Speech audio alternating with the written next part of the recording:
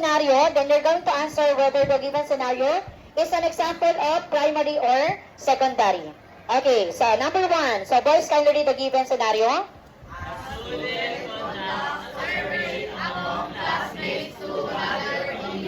About the school cafeteria menu.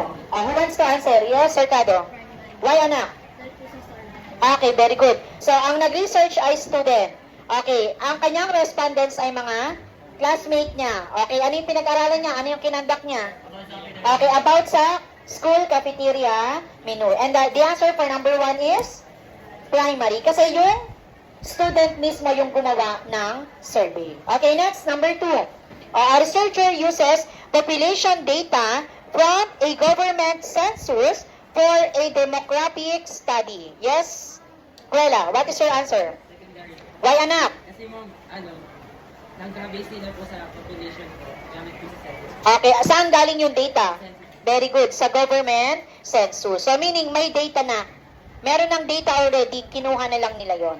Okay, then the answer for number 2 is secondary. Next, number 3, girls, can you read?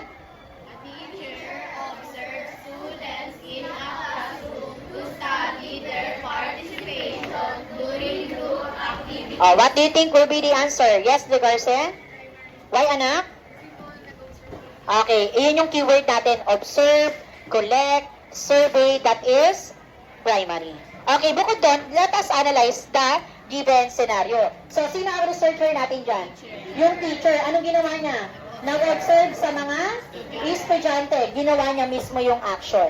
Okay, kung saan? Classroom to study their participation during group activities. The answer for number 3 is primary. Next, number 4, everyone kindly read. A journalist reference an article from a scientific journal to write a news story. Okay, what do you think will be the answer? Yes, this Maya? Okay, very good. That is secondary. Okay, and then for the last one, a scientist collects soil sample from different location to study population level. So, sino ang researcher natin dyan?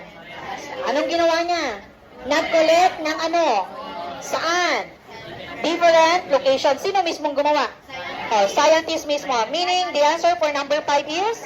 Very good. That is a primary.